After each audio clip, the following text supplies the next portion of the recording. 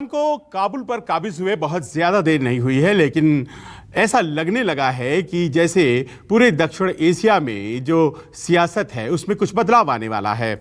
आखिरकार तालिबान के काबुल और अफगानिस्तान पर काबिज होने से असर क्या है जो पाकिस्तान और भारत को देखना पड़ सकता है। क्या पाकिस्तान में लोग तालिबान के काबुल पर काबिज होने से खुश हैं? क्योंकि कहा तो यही जाता है कि अगर तालिबान ये सब कुछ कर रहा है तो वो पाकिस्तान की मदद से।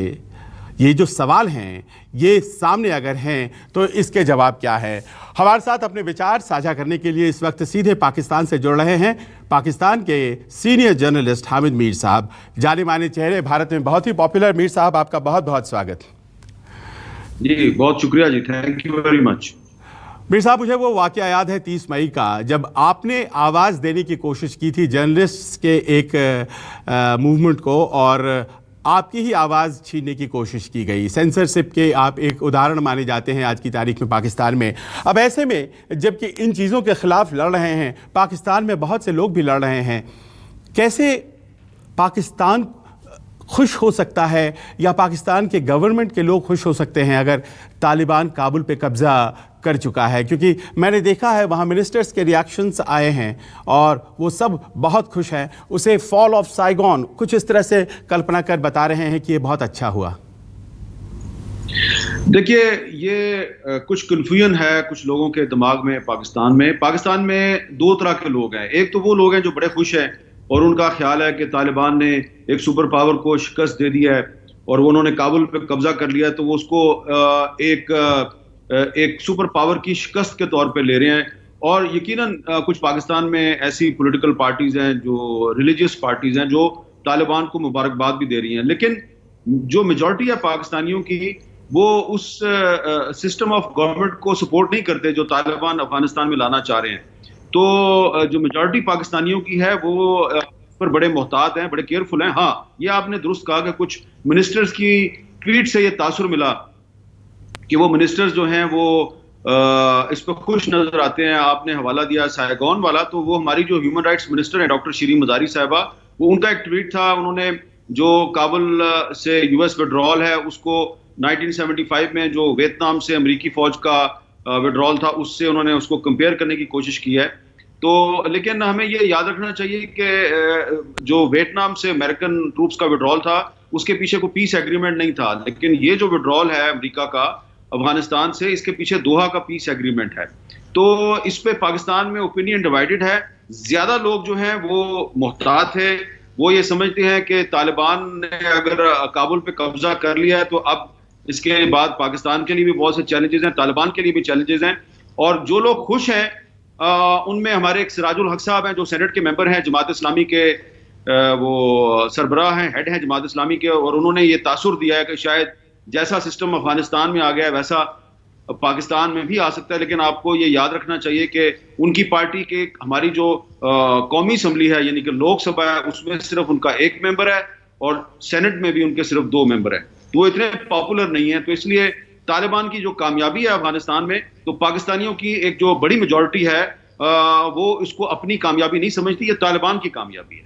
जी हाँ, बिल्कुल जाहिर है। और देखिए, ये समझना भी नहीं चाहिए क्योंकि डूरंट लाइन जो है उसे आज तक अफगानिस्तान में या यूँ कहे तालिबानियों ने कभी भी माना नहीं है। वो लाइन जो अफगानिस्तान पाकिस्तान को डिवाइड करती है, पश्तूनों की जो आपस में भाईचारा है, वो ज़्यादा उनके लिए महत्वपूर्ण है। तो ऐसे में ऐसा तो लगता ही है कि जब वो उधर फ्री हो जाएंगे तो फिर पाकिस्तान की सरजमीन पर भी ख़तरा है। और बहुत से ऐसे तालिबानी हैं जो पाकिस्तान के विरोध की बातें लगातार करते रहते हैं।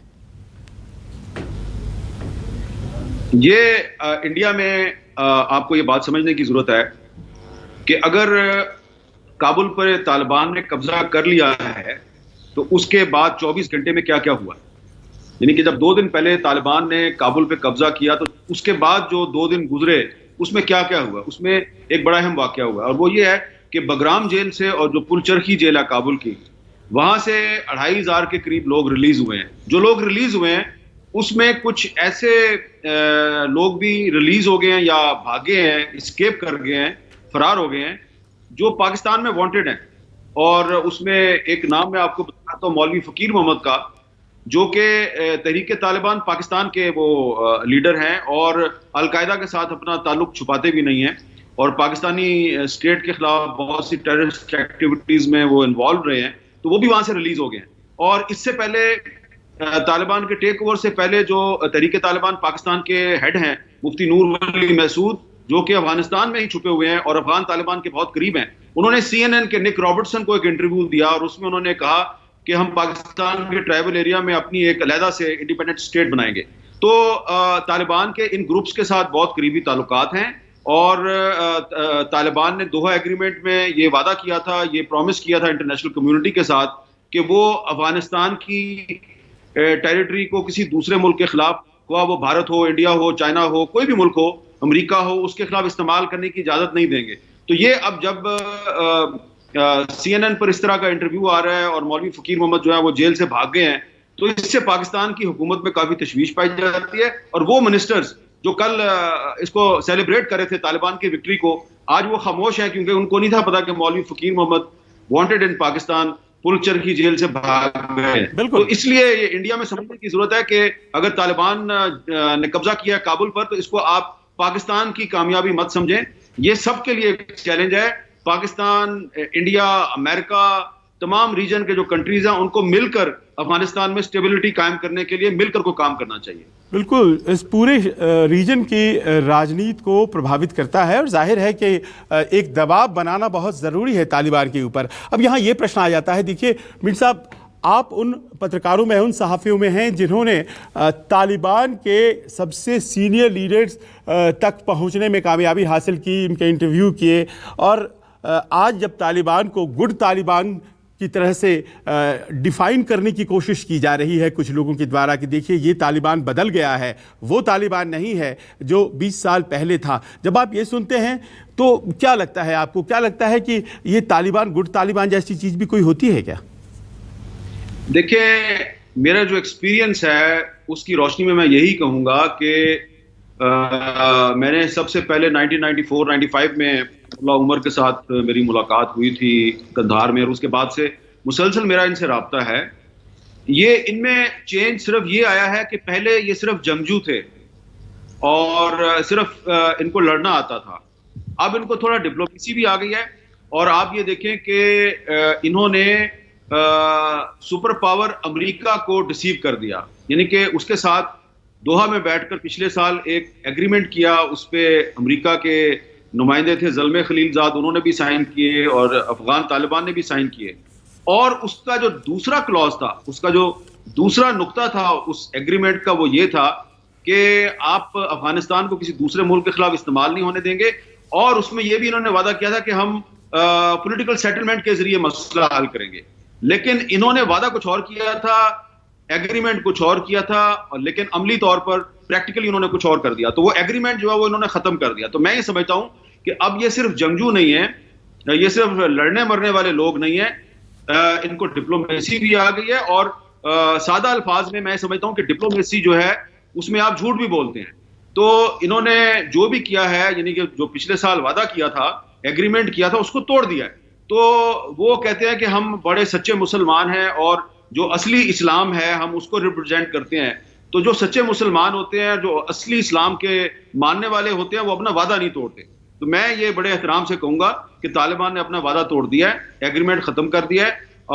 तो इसलिए अब उन पर उनकी ये रिस्पॉन्सिबिलिटी है कि वादा तोड़ने के बाद अब वो अफगानिस्तान में ब्लड शेड ना होने दें, वहां पे सिविल वॉर ना होने दें, और तमाम जो रीजन के स्टेक होल्डर्स हैं उनको साथ लेके चलें और एक ऐसी वहां पे गवर्नमेंट कायम करें जो पूरी दुनिया के लिए एक्सेप्टेबल हो। अदरवाइज हो सकता है कि 2-3 कंट्रीज उनकी गवर्नमेंट को रिकॉग्नाइज कर लें, लेकिन बाकी दुनिया उनकी गवर्नमेंट को रिकॉग्नाइज नहीं करेगी, उनको इमदाद नहीं मिलेगी, रिकंस्ट्रक्शन का प्रोसेस नहीं चलेगा, सिस्टम ऑफ गवर्नमेंट नहीं चलेगा और एक इकोनॉमिक कोलैप्स हो सकता है। तो इसलिए ये तालिबान को खुश होने की जरूरत नहीं है, उनको बहुत केयरफुली आगे बढ़ने की जरूरत है। मेरा आखिरी आपसे सवाल ये है मीर साहब के एक बहुत बड़ी तादाद है लोगों की जो ये मानते हैं कि अगर तालिबान आज ये सब कुछ कर पा रहा है तो पाकिस्तान ने उसे बहुत ज़्यादा मदद की और उसी कारण से ये पॉसिबल हो पाया है।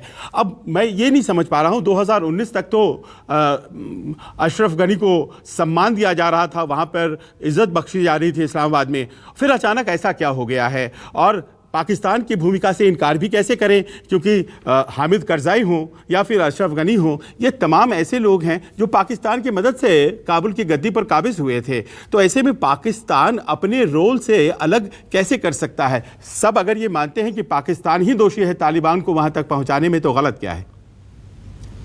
देखिए, आपने जो बात की है यही बात मैंने, जो मेरा आज वॉशिंगटन पोस्ट में कॉलम छपा है, प्रिंट हुआ है, मैंने उसमें यही बात लिखी है। तो इसमें एक बड़ी इंटरेस्टिंग बात है, और इंटरेस्टिंग बात यह है कि बिल्कुल हामिद करज़ई साहब को भी अफगानिस्तान में जब गवर्नमेंट दी गई तो उसमें अमेरिका, यूके, पूरा वेस्ट और पाकिस्तान शामिल थे।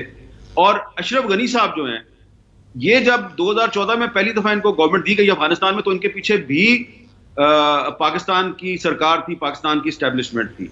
तो अब इंटरेस्टिंग बात यह है कि एक तरफ तो दुनिया ये कहती है कि तालिबान के पीछे भी पाकिस्तान है, दूसरी तरफ एविडेंस ये है कि अशरफ गनी के पीछे भी पाकिस्तान था।